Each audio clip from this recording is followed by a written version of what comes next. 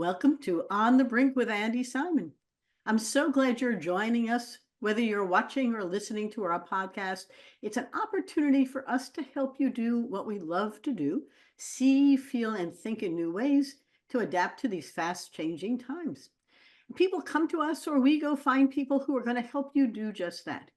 Remember, the more ideas you have, the more likely you will have big ones, and they come at the intersections, and your mind is open for learning in all kinds of ways, particularly from the stories that people share with you about their own story. So when you listen to the story they're telling you about their own journeys, as well as the ideas that they have to help you see, feel, and think in new ways. Remember, we decide with the heart and the eyes, and then it goes to the brain. It's the eyes and the heart that make the decisions, how we feel. And so whether you're in a company, an entrepreneur, a solopreneur, everything is around how do we create the right environment for us to feel like we belong, and this is the right person or place for us to be. Today, I have a wonderful woman with us, Jennifer Leslie. Now, Jennifer, I'll tell you about, but she's got a great chapter in a new book called Leading with Self-Awareness. And there's all kinds of stuff here about leading and self-awareness. And I think you're going to enjoy our time together in a very amazing fashion. Let me tell you about Jennifer. And I thank her for being here with us, but you will too. Jennifer Leslie is a human resources executive, author, and meditation teacher. She loves to empower others to thrive. She's an alumna of the Inner MBA program that she'll tell you a little bit about, and a neuro-linguistic programming coach practitioner. Neuro-linguistic. Remember, the words we choose create the worlds we live in. Exactly. And so the words are not inconsequential. The neuro-linguistic programming coach is an important set of words for you to hear. Her success is grounded in balancing business needs with human needs. It's sort of interesting because businesses are usually run by humans, with humans, for humans, but sometimes we forget about those humans. She likes to build cultures of belonging, purpose and alignment with company goals. Remember, humans are herd animals. If we don't belong, we're not safe. And if we feel like outsiders, we run. And we do that because we're frightened. And our early brain, the amygdala, protects us from unfamiliar things. So belonging is not inconsequential as long as it's a good group to belong to. She creates conscious leadership development programs and leads change for dynamic and entrepreneurial companies. Her colleagues and business partners value her ability to problem solve, deliver value, navigate sticky situations, and fuel company growth from the inside out. She's shaking her head as she listens to herself. We're going to talk about a bunch of stuff in a moment. I'd like her to tell you her journey. But the book is interesting. What if self-awareness, she asks, was seen as a foundation of conscious leadership? What if we embraced it as vital to a meaningful life? Self-awareness. Jennifer, thanks for joining me today. Thank you, Andi. I'm so happy to be here with you. What a treat. Tell our listeners or our viewers, who are you and what's your journey been like? And then we'll get to the book and the work that you're doing. So help me help them see, feel, and think in new ways so they can change. Who are you? Okay, wonderful. Well, let's see. In my previous career, earlier in my career, I spent about 18 years working for different catering and event companies in Washington, D.C. And we were doing things as small as dinners for 7 in a senator's home, or graduation dinners, or big events for large associations of, thousands of people. And so on any given day, I was overseeing about 250 waiters, chefs, people who would go out into the world and put on these big magical events. And I learned, I spent all that time not just sort of operationally getting excited, with like the engineering operations side of my brain of just how we're going to pull this off, but really thinking about who works well together, who can I put together, who's going to lead, who's going to follow, how many people do I need in each category. And I've always been so fascinated by people and learning and getting to the heart of their strengths and sort of what makes them tick and what makes them feel good, because life is not always easy. And if you can work with people where they are and figure out what they're best at and put them in places where they're going to shine and do their best, everybody wins. Hmm. So I took that sort of years of experience doing that and working with people. I've moved into a different company. I've been there for about 13 years. And I think in more recently, so in the past 5 years or so, I've noticed that people are sort of expected to work at the pace of machines, and we are not machines. And we also sort of are working with other people who are also expected to be working at the pace of machines. And so sort Excuse of me. there's just sort of this like chaos going on in the workplace with everybody trying to work harder and keep up with things. And so about 5 years ago, I found my way into the Inner MBA program, which was sponsored by Sounds True and NYU and an organization called Wisdom 2.0. They're out of Silicon Valley. And their purpose is about getting more leaders thinking about conscious business and how do we do a better job of taking care of ourselves and in return others. And it sort of runs along the lines of what you hear when you get on an airplane of, you put your own oxygen mask on first. And we say this a lot. I say this a lot in the trainings that I do too, right? And if you're not okay, nobody else around you is going to be okay. So, how do you get better at managing your own nervous system, your own response system, as you were talking earlier about the amygdala and how, we have evolved a certain degree, but our amygdalas are still active and we're still, on alert for what's going on next to us and beside us. Yes. So, how do we get more better control over that, better understanding of that, and in a way that helps us show up for work in a more resourced way and in a better way to help us work with others and find better success. Interesting. And through this program, this Inner MBA, Mhm. some things have developed for you. Are you Mhm. still working in the same company, or if you've changed companies, what kind of business are you doing? And then we'll talk about what kind of work you're doing in those businesses, but give us a sort of a context.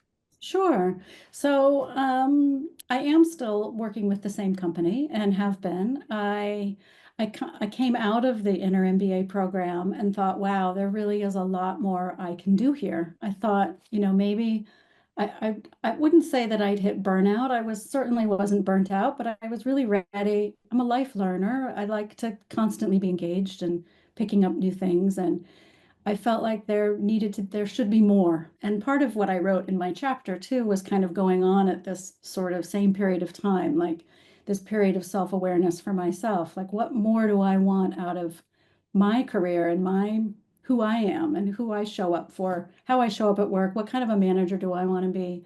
And how can I help others within this company be their best at management as well? Because, it's very different to make a widget and to be very good at making a widget as opposed to managing people who are making widgets. It's a completely different skill set. And companies oftentimes get that don't really take that into consideration. And a lot of times we're promoting people into positions of management and leadership, and they have no clue what they're doing. And um, so I saw this Inner MBA program as an opportunity to hone my own skill in sort of being a better mentor and coach for other leaders and managers and helping them find their way into Hmm. that.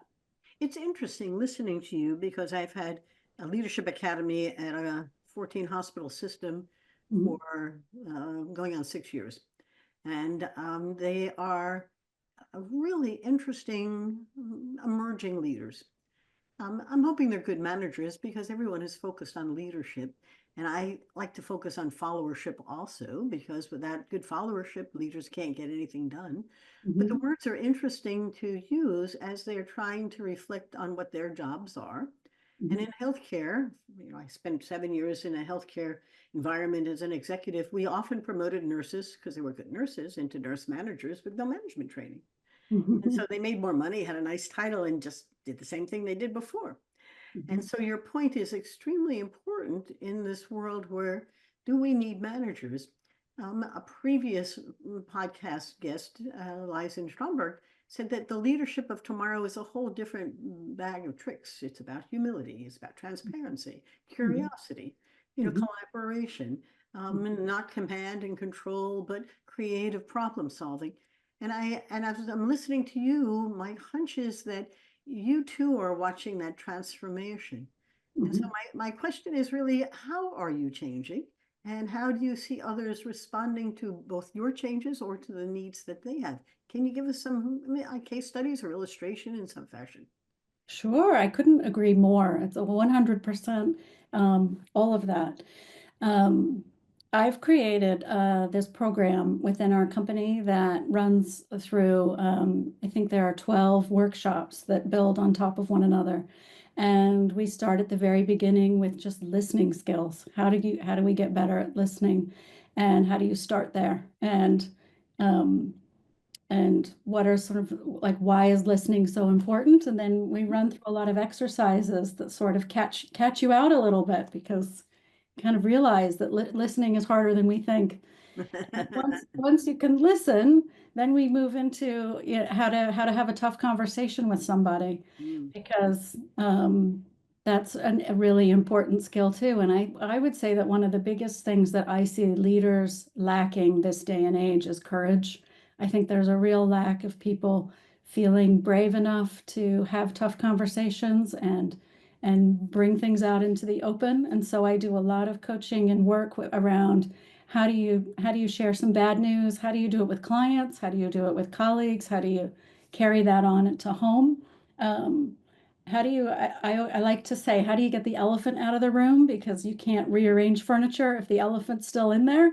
So get to the bad stuff first, and then we can deal with the rest. Um, so I find that that's one of the most important sections of sort of what I've been doing in working with people, is teaching them how to get more comfortable with being uncomfortable at work.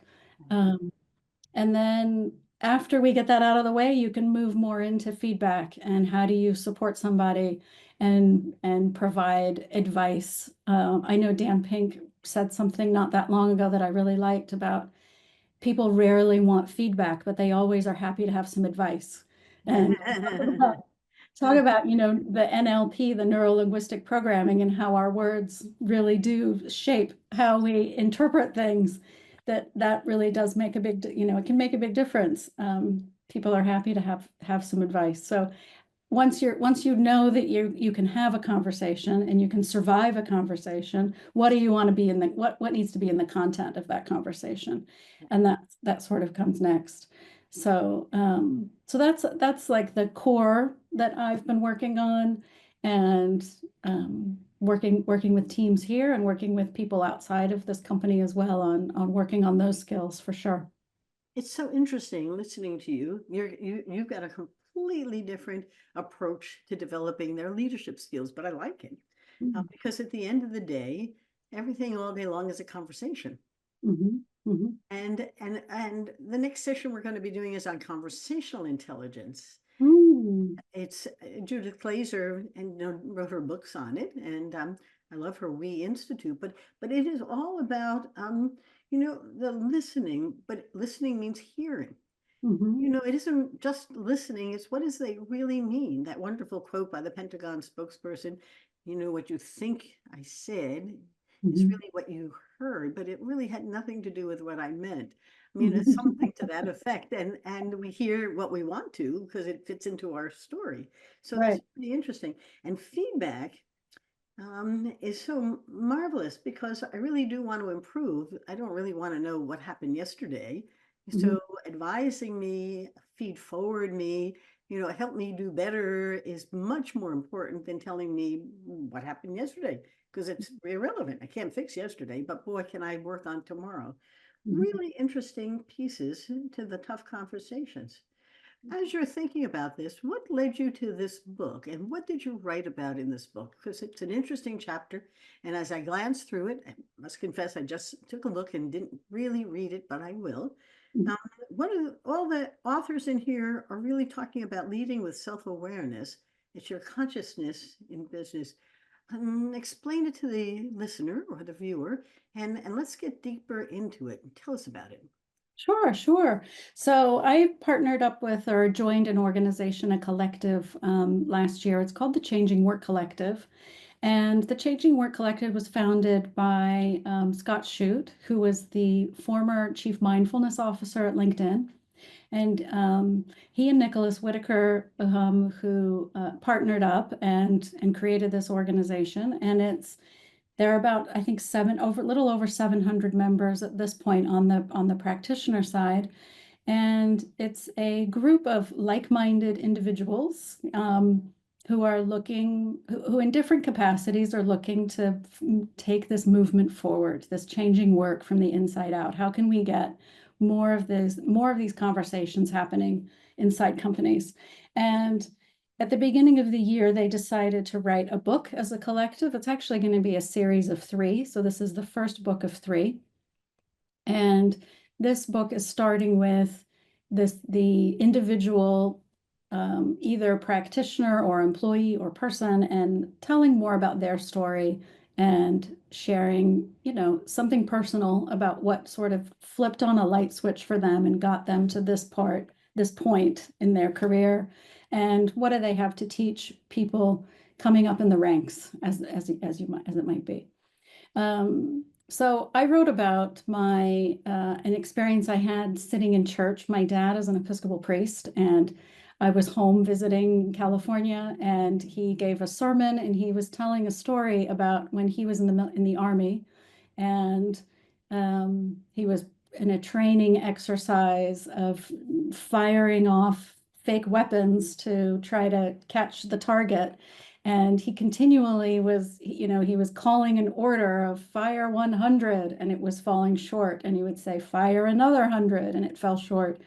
And his lieutenant or the man in charge said, be bold, Lieutenant. Like, why are you just doing in little increments? Like, go get it. And it really struck me at the moment. I thought, wow, where am I? Am I being bold? I don't think I'm being bold. I think I'm going in 100s. I think I'm just like dipping my toes in a little bit at a time. What's holding me back? Why am I doing this? I have a lot to share and I need to start opening my mouth more. So that kind of launched me into going into this inner MBA program, and sort of set a lot of things in motion since then. And so this story is um, is sort of intertwined with like how do we get stuck with where we come from? How does where we grow up inform sort of our mindsets, and how do we get out of our own way? And what do you need to do to be bold, to make a move and to get out of your own way? From the neurosciences or the cognitive sciences and a little anthropology, we know that we have a story in our mind. Mhm, And that wonderful story does a bunch of stuff. It limits what you can see. mhm, It's a bit of hallucination and a bit of outside forces on it, but it creates a reality that's not real, but it's an illusion of reality. It goes to things that gives you pleasure, not pain. And it really is habit driven and very hard to change. So mhm, that aha moment you had about, am I being bold, mhm, was really a catalytic moment for you to rethink, who am I? What am I doing? What do I mhm, want to do? That mhm, is very bold, just thinking about it. And then thinking about, what am I going to do about it? mhm, Because for the listener or the viewer, think about your own story. mhm, It mhm, isn't exactly helping you get somewhere necessarily unless you can begin to challenge or change the story. Marissa Peers, a great psychiatrist, says if you want to change your story, you can change your life. But if you mhm, don't want to change your story, it will never change. So mhm, as you did this aha moment, that epiphany, it mhm, sounds like all of a sudden you began to see, I can be bold and brave and not simply shoot in the same mhm, place, but I mhm, can begin to explore things. And mhm. that led to, give me some idea of how your story is changing, because it sounds bold, brave, and exciting. And the inner MBA ties into it so beautifully. Share with us. Yeah, it does. And I think maybe the me from a year before would not have enrolled in the inner MBA. I probably would have looked at, who this is for and thought, oh, that's too much, or that's a big commitment coming out of it, or what do I have to share there? I don't know. I would have second guessed myself much more. And so it was my first be bold moment. I did jump in with 2 feet, and it wasn't easy at first to take that learning and then integrate it in other places. That was another round of being bold, was how do I bring this into an organization where companies don't always want touchy-feely stuff, and they don't want me talking about people's nervous systems and what is all that. Companies are there to drive profits and sell things and be successful and climb the charts. And um, so that was sort of round two of Be Bold, was how do I make this corporate friendly, and how do I straddle both sides of it and change work from the inside out in a way where you sort of have to start by putting vegetables in the spaghetti sauce, kind of like for toddlers. Like companies, not all companies are ready to have their veggies on the plate. Sometimes you got to be a little sneaky.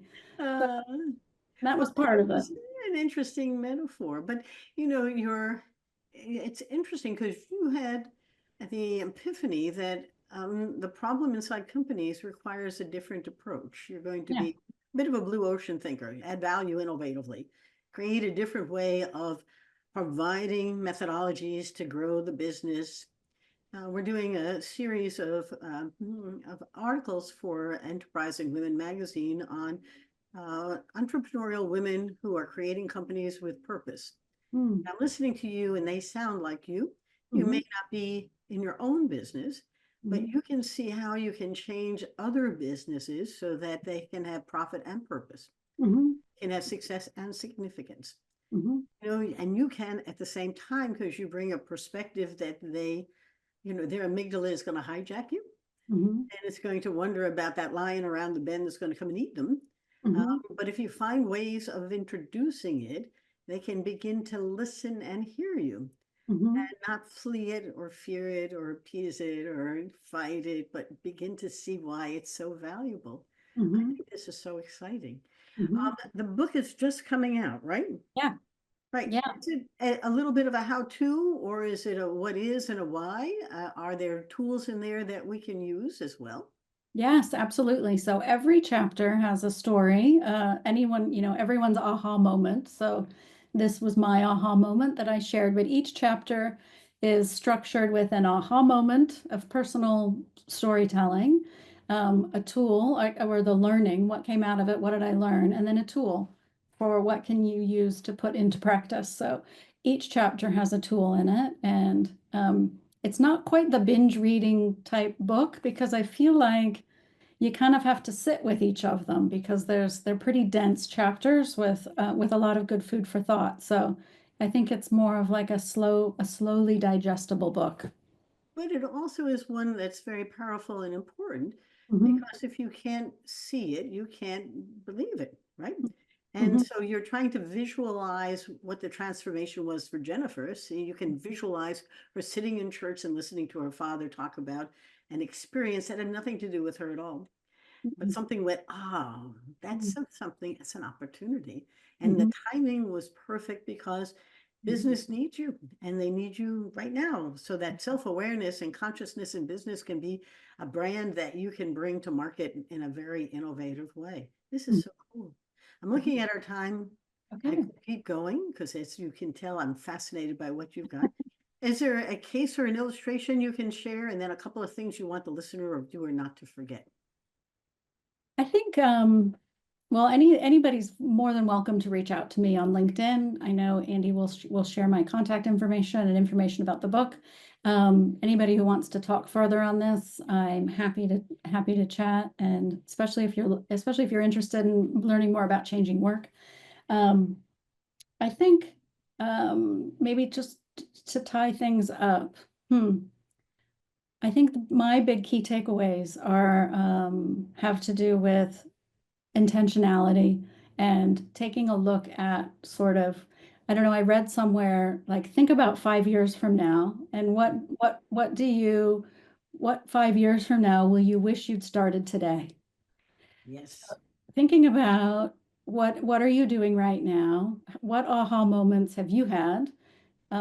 Was it a catalyst? Could it have been a catalyst? What held you back from letting it be a catalyst? Sort of, what are you giving up if you do nothing?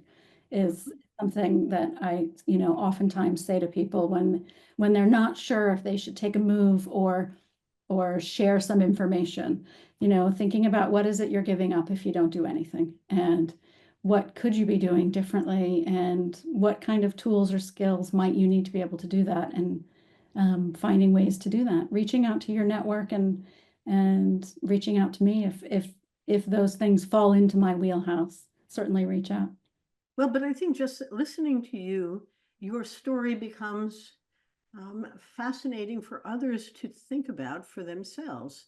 Mhm. And also, I've never ventured, never gained. You don't really know what's in store, although the unknown is uncomfortable. Once you take a step or two in new directions, things can happen that you never anticipated. The future is really not predictable. You can just prepare for it. Yes. And I love the quote, the future's already here. It's just not widely distributed. And the question is, are you going to play or not play? And so you are really onto something that's a very big thing, because I do think the future of work is different than yesterday's work. Yeah, for It is, sure. right?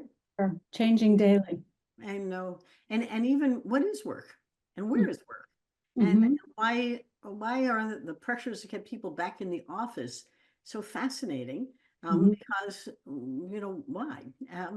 Why do you need to see them Mm-hmm. in order to see that they're doing quote unquote work? Uh, Mm-hmm. isn't it in the outcomes of the work done as opposed to the presence and I don't know, but it's an interesting time Mm-hmm. post-pandemic. Jennifer, this has been delicious. We can talk a lot. I'm happy to do that. And sometime soon you'll come back and tell us how the book is doing and some Yeah. of the things that you've learned. It's wonderful. Let me say thank you very much. And let me tell our listeners and our viewers to please remember to take your observations and turn them into innovations. In a sense, Jennifer has done just that. She heard, she listened. Next thing you know, she had a great aha moment when the brain goes swish.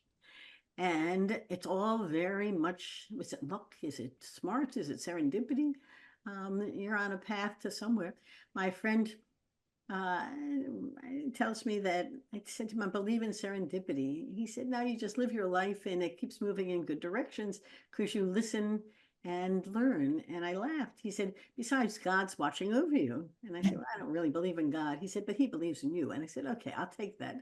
And I share it occasionally because who knows? All I know is, like you, this is a great conversation and somebody will hear it and change as a result and want to know, how do I do that? And how do we go about it so I can innovate? My books are all available for you to hear or see. Amazon loves you. Rethink Smashing the Myths of Women in Business is just a cool read of 11 women who smash the myths like Jennifer is doing. On the Brink of Fresh Lens to Take Your Business to New Heights is about anthropology and how it can help your business. And we do a lot of ethnographic work in case you're interested. And Women Mean Business is 102 women with 5 wisdoms each, and they are happy to tell you all about their 5 wisdoms. So you have 500 different wisdoms of wonderful women to, I don't know, reflect on. And so I always enjoy sharing that. The book is just about a year old, and it is just fun to remember what we did to bring that all to market. On Mhm. that note, it's time to say goodbye. Jennifer, thank you. Thank you. It's been a pleasure. I hope you've enjoyed it. Thank you too. And on that note, have a great day. Stay well and enjoy the journey. Bye bye.